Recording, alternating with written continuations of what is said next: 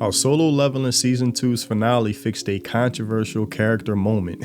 Why is controversial to frame in here? Like it's something negative to be had. Because she does blush at him earlier in the season. I don't know if they remember or notice. If it was up to these activists disguised as journalists, shonen wouldn't even exist as a genre. We would never get another male lead ever again in anime, unless they were extremely effeminate or of a certain sexual orientation. If it was up to them, they would give anime the Kathleen Kennedy, Star Wars The Force's female treatment, where they killed off the main male characters in every story just to replace them with Mary Sue's. It's not enough to them that anime serves many audiences with genres that literally serve a women audience that me myself even enjoy. So just like with my videos speaking on Jujutsu Kaisen and how journalists hate that the women characters aren't given enough screen time as the men, they share the same opinion with Lu in Sakamoto Days and Hae-In in Solo Leveling. With this article referring to Lu as being grossly sidelined for the most part. You know, I wonder if they had the same criticism of Henry Cavill's portrayal of Geralt in the live-action The Witcher, a franchise this outlet speaks on often, but fans had complaints that he wasn't made the main focus in the first season, even though he's the main character, but having the story deviate from him multiple times. But that criticism never seems to work in that direction when it's a male being sidelined, even though it's a male-dominated fandom. But this makes even less sense for Lu in Sakamoto Days, where Sakamoto's name is literally in the title, so of course you're going to see more of the main character. Like, what do you expect? But then again, logic is the antithesis to these activist-minded types. All hope is lost, especially with how the anime treated one of the main characters, Lu. She might not be a clairvoyant or a slick assassin like Sakamoto, but Lu shouldn't be ignored nonetheless.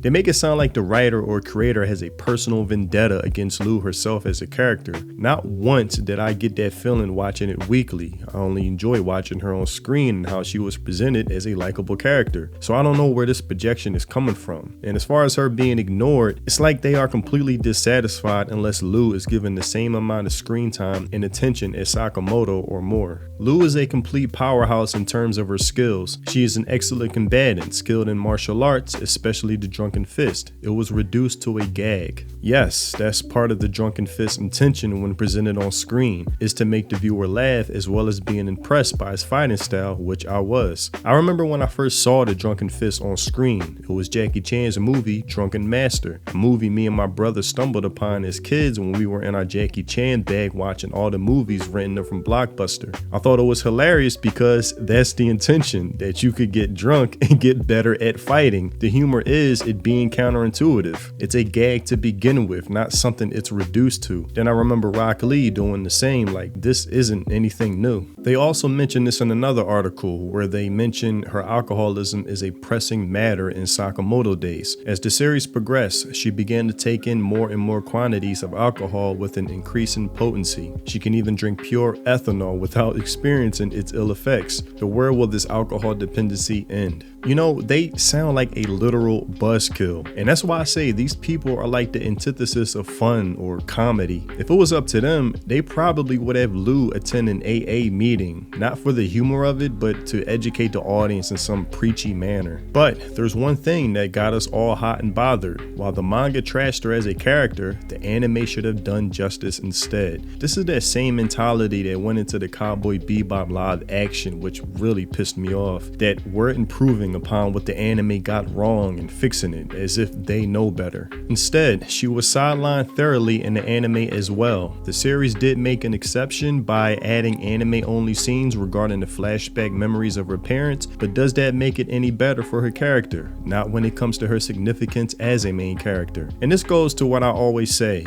you can never appease activists. It's like trying to fill a bottomless pit, something that's impossible to do. The more you give, the more they demand. It was criminal on both the mangaka's part, really criminal, as well as TMS to abandon her in the storyline. They make it sound like she was left for dead in a vacant building or something, with no explanation, never to be heard from again. It is something to dive into the minds of these people and see how they perceive these stories from what seems to be a perpetual lens of needing to find something to be offended by and capable of doing otherwise. With Suzuki, it is understandable, but the studio should have given her more screen time and depth on the whole. You know, this reminds me of the latest post Marvel Doomsday cast reveal, where you have complaints like this headline: The Avengers Doomsday cast is very male and movie focused. Women TV heroes get the short end of Avengers Doomsday stick so far. It's like these people forget that this franchise of Marvel is male dominated, and that they damn near killed their brand when they shifted focus, trying to cater to a female audience that just didn't show up, but stubbornly would double down on that failed tactic. It's a reason they're bringing back all the old actors I grew up with finally coming to the senses. They're actually trying to cater to my generation or demographic again, which made them successful in the first place. But it might be too late because I've opted out a while ago, and I can just sense desperation on their part, like, please come back. Because even though the trailer for the latest Daredevil series looked good, I didn't watch it because I just don't care anymore. And it seems most didn't as well because their ratings were horrible, and they only have themselves to blame because we are who they abandoned as far as an audience goes. You know what I would like to see? An apology. Sorry for taking their audience for granted, spitting in their faces, calling us toxic, etc. Like, show some remorse and humility.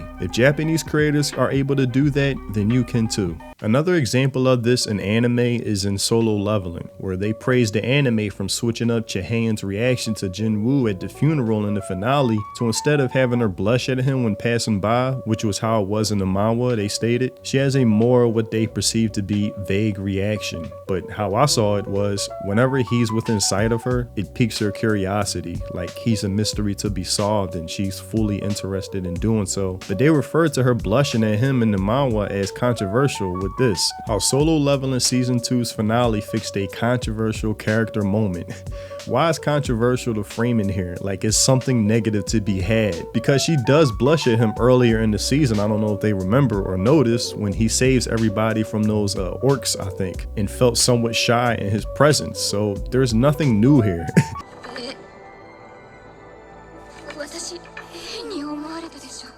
What I really think is that if a female character isn't a girl boss at all moments and dares to show interest in male characters at all, that's controversial to them, and they think the author has it out for them, like there's a hatred somewhere when creating her. The way Solo Leveling's anime handled Hae-In compared to the manhwa was great, and it can't stop with the season 2 finale. It can never stop.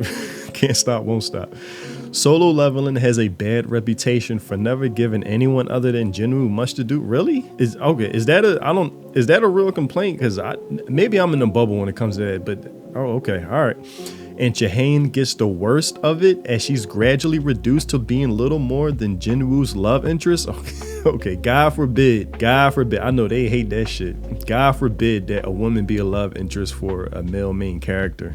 And what did I say? They are literally making my point for me. These people have no concept of main characters or side characters. It's like they have a need for everything to be equitable in their eyes. And for them to say she gets the worst of being reduced to his love interest, it's sad how they see being a love interest as a detriment to anyone's character. I bet if it was in a different direction of a love interest, they would be praising it, but I'm not even gonna go there. The anime shows a clear intent to give Hae-In more to do. However, so with that in mind, Solo Leveling's anime can improve Hae-In's character by giving her more agency where she was otherwise lacking in the original story. Like I said, it's never enough with these folks. No matter how much screen time she gets, they always demand more. And they say how she needs more agency, like she's lacking any decision making on her own as a character, which I didn't get at all. But like I said, it's funny to see how these folks view things. And to my point in the beginning, if it was up to these folks, shonen wouldn't exist as a genre, or in this case male leads would just disappear overnight. Literally, anime would get the Marvel, Star Wars, any male franchise in the West treatment. God, I can only imagine what would happen to James Bond now that it's under Amazon, so say goodbye to that franchise. But anime would suffer the same fate as those, but luckily it hasn't, and hopefully it stays that way.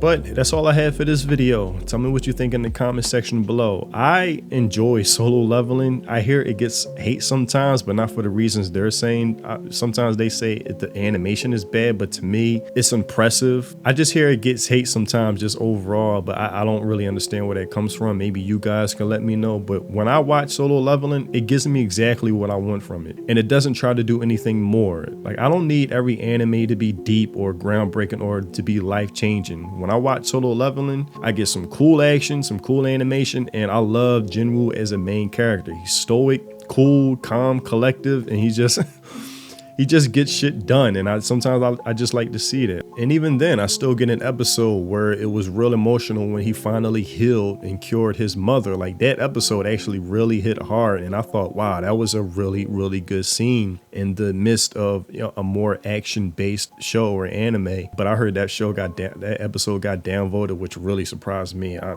don't know. But I enjoy Solo Leveling. So I don't know. Maybe you can tell me what the criticism or the hatred comes from sometimes.